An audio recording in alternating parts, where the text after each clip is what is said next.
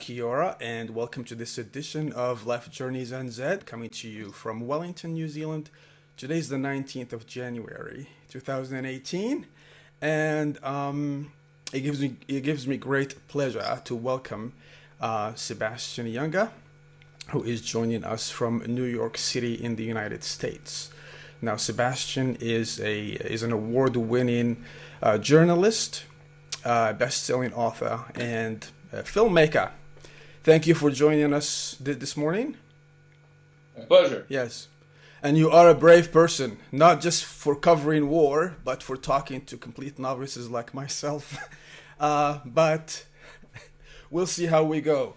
Now, the main topic of today's conversation is Sebastian's last book, which is Tribe, on homecoming and belonging. Okay, it is a book that I highly recommend. We'll talk about that in a couple of minutes. But before that, I like to ask my guests some, personal questions. We want to get to know them a bit personally. So my first question to you is, so it's life journeys. We talk about the life journey process. Can you tell us something about your childhood, like a happy moment? Take us back, special person or place or activity. Yes. Well, I grew up in a suburb of Boston, a very quiet, pretty affluent little town. It wasn't very interesting. My father was a physicist. He was a two-time war refugee. He fled the Spanish Civil War with his family when he was a kid, and then he fled Europe, fled Paris when the World War II started. And he came to the United States, and he went to the university and became a physicist. And my mother was a painter, an artist from the Midwest. And so I grew up in a very, very quiet, conventional way. And one of the great things that my parents gave me was my father was very educated, and he read constantly. And I got from him the idea that all of knowledge is contained in books, and that the sort of Enlightenment idea that rationality and the study of the world will produce the truth. And that, to me, is an extremely powerful idea that came out of the Enlightenment and basically is the foundation of today's society. So you describe that father-son bond, and it's a very intellectual and a special one. Yes, my father was not much for sports or anything like that, but he was extremely smart and very educated and very compassionate man, and very generous. And he taught me all of those qualities. I remember we had a friend who, they had a friend when I was very young who did something, I wasn't quite sure what. I asked, and it turned out he was a stockbroker, and he was actually very wealthy. And I asked my father, what does he do? My father shook his head and he said, he's a nice guy, but all he does is make money. And it was clear that just the pure pursuit of money was not an honorable occupation for a man. Yeah, and it is one of the themes in your book, which we will go back to in a minute. In your book, speaking of your book, you mentioned that when you were young, you spent quite a bit of time in Europe. How did that affect you, being exposed to, different worldviews and in such formative years? Yeah, well, we lived in France when I was 12. America can be a very insular country, and I knew very, very early on that the world was a big place, and the American society was not necessarily the norm or even normal. It was just one way of having a country, one way of living one's life, but there were many ways. And so I learned that early on, which is a very important sort of human lesson. Whatever you are is not necessarily normal. It's not necessarily the best way to be. It's just one way to be. And that is a kind of humility that I think, I wish more people in my country and in other countries had in them.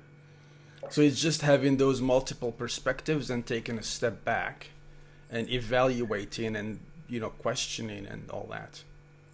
Yeah, I mean, the idea, our society is obviously best, is completely subjective, and it's not a helpful way of looking at humanity. I think that a a liberal democracy based on Enlightenment ideas happens to be the most humane, compassionate way of running a society.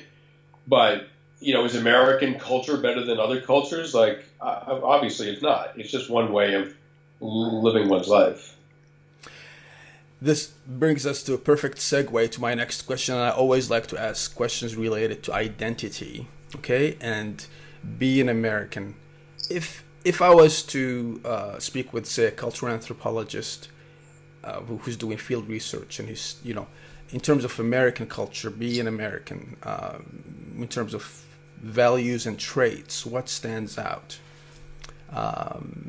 Yeah, I know that, especially having been in many places in the world, what do you think stands out? Yeah. Well, I mean, America is in the middle of a huge identity crisis right now, and we're trying to figure out what that means to be American. I mean, I have to say that being American means a respect for democracy, a respect for freedom of speech, an open mind to immigration, because we're all immigrants. I mean, within one or two generations, most Americans' families came from other countries, and so for me to be American means it's exactly the opposite of race. The idea of race, it's the exact opposite of that. It's an idea of inclusion and representational government and freedom of expression. Culturally, I think one of the interesting things about Americans is that it's an extremely optimistic society.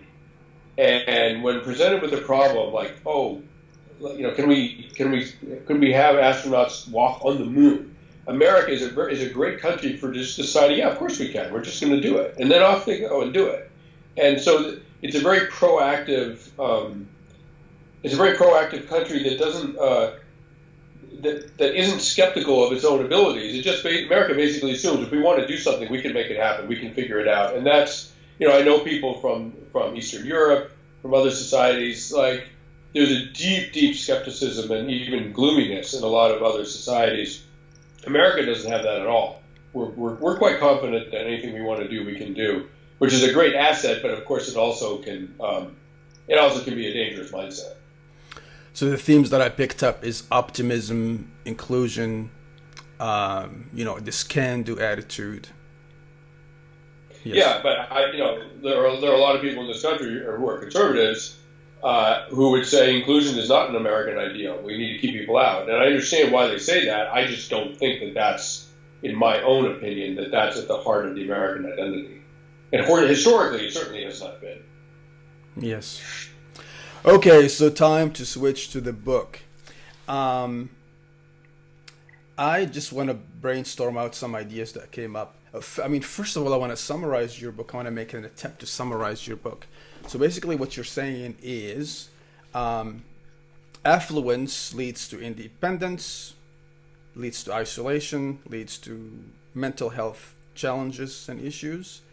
You also talk about, that increased focus on what you call extrinsic values, such as beauty and money and status, at the expense of intrinsic values, such as authenticity, competence, and community.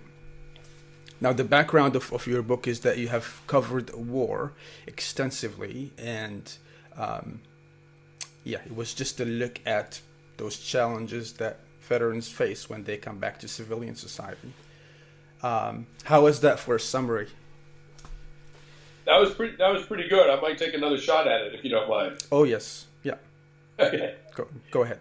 So basically, there's a very interesting statistic that as affluence goes up in a society, the suicide rate tends to go up, the depression rate tends to go up, post-traumatic stress disorder tends to go up, child abuse tends to go up. All of these social ills, psychological struggles go up with affluence.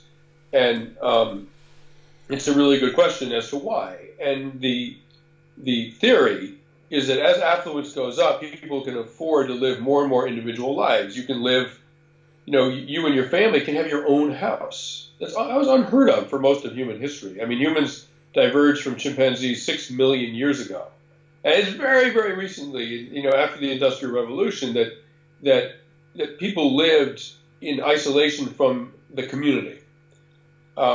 It's very recently that individuals could live by themselves, or that children had their own bedroom. Like, that's inconceivable for most of human history. It's still inconceivable in most of the world. People just aren't wealthy enough to give each child their own bedroom. There's a great liberation in that, but the downside is the risk of alienation and isolation with all the attendant psychological troubles. So I was trying to figure out why American soldiers I'd been with in Afghanistan, we were in a lot of combat in very small, isolated outposts. Everyone's sleeping shoulder to shoulder, taking meals together, doing everything together. It was a situation that basically reproduced our evolutionary past.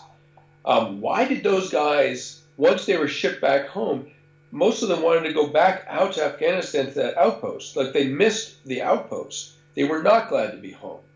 Why? Why would that be? They were getting shot at there, getting killed out there. And the reason, my theory, is that what they missed was that very intense group cohesion, which is often necessitated by bad circumstances, but it brings out good behaviors, pro-social behaviors. It makes people feel quite good. So if you take modern society, which is very alienated, and you collapse it by the 9/11 attacks in New York, or the Blitz in London, or an earthquake, or a great storm, or something like that, one of the things that happens is that those terrible circumstances bring out the best human behaviors, not the worst behaviors, but the best human behaviors, which basically means individuals acting on behalf of the community, of the group. That makes people feel good. It helps the chances of survival. It brings the community together, and that's what we're wired for. That's what we evolved for. So my book, Tribe, is about the costs of modern society in terms of the alienation of the individual, and what we can maybe do to make society a little bit more coherent. Yeah, that's very well said. Earlier on, actually today, you just mentioned enlightenment. And what about, say, it got me to think about the European Enlightenment of the 1700s. And there was such a big focus on things like, that we can't live without today, but things like individual rights and individual freedom. Could it be that such focus on individuals has just morphed and lost sight of more group or, community type? I mean, individual rights are extremely important. They're not in opposition to group welfare. The evidence is that hunter-gatherer societies, that the few that are remaining, are thought to exemplify our evolutionary past. And actually, in those small-scale hunter-gatherer societies, there's an extreme egalitarianism.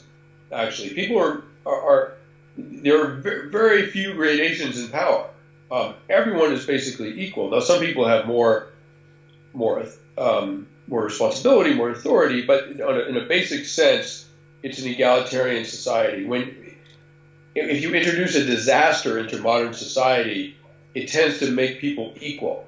So you collapse a city in an earthquake, all of a sudden it doesn't matter if you're rich or poor or black or white, everyone's struggling to survive, and they're actually evaluated by their actions rather than by their social status. That is a profoundly egalitarian and frankly hunter-gatherer mode of being. So you can introduce individual legal protections for the individuals. You're actually instituting a hunter-gatherer norm. I mean, you're basically saying everyone is equal before the law. Everyone is equal within society. That's a profoundly egalitarian thing to do. What has driven people towards the individualization of society is affluence. It's not personal rights and freedom. It is affluence. That allows people to live in a single-family home. I mean, imagine, like, for most of human history, families did not live out of sight and earshot, out of touch with their neighbors. Everything was part of a community. And that's no longer true because a family can make enough money to build a big brick house with thick walls where they just have their own private lives happening inside. And that's very, very new in human history. Yeah. It also got me to think about, I think speaking of values, I think if we look at so many terms that start with self, from things like self-actualization, self-esteem, self-realization, self-soothing, which you mentioned in your book. And in economics, you have self-interest, self-determination in politics, self-love. The latest thing is called self-care. So, are we focusing too much on super individual needs in that sense, and not the communitarianism that you were talking about? Well, I mean, let me say that the should or shouldn't is simply a matter of how do we want to live. Mm-hmm. If we want to live in a society that has very high rates of suicide and depression, no problem. We can do that.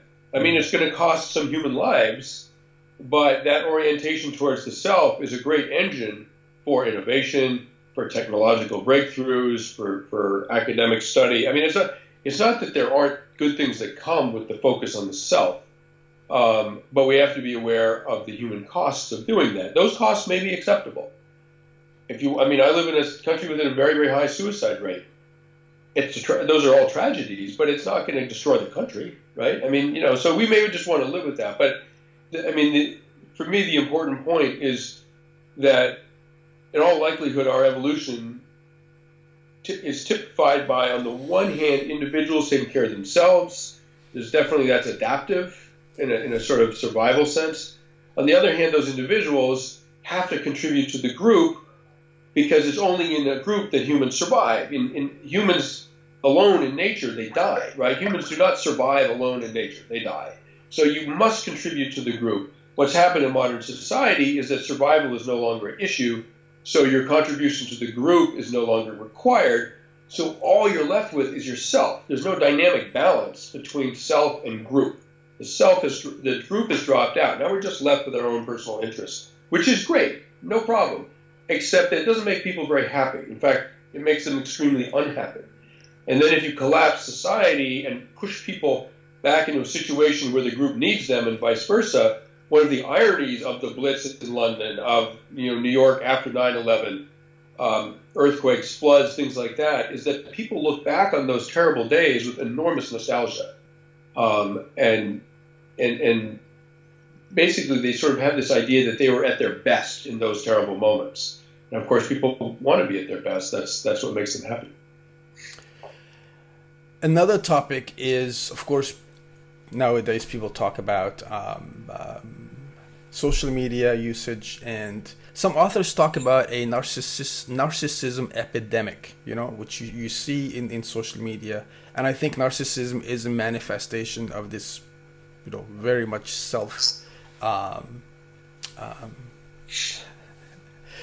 self-centered, or have you thought about that?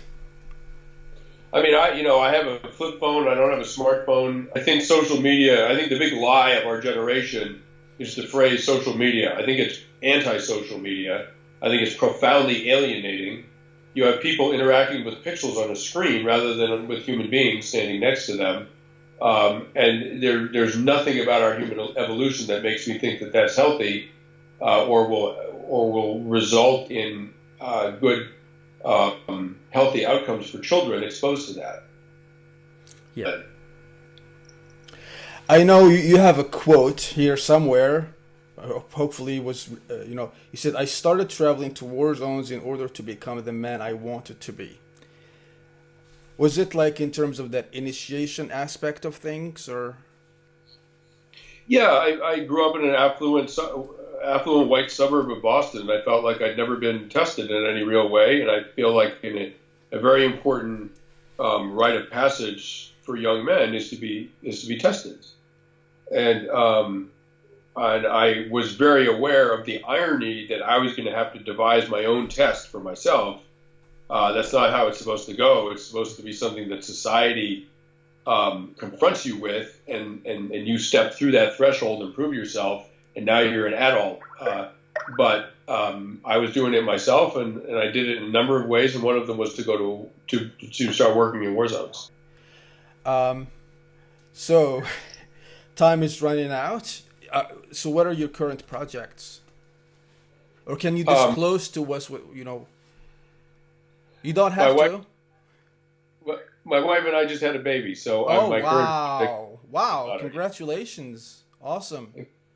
How Thank old you. is how is? She's 11 months. Oh, wow! Awesome. That's Thank you. really awesome. Yes. Thank you very much. Well, I think this brings this interview to an end.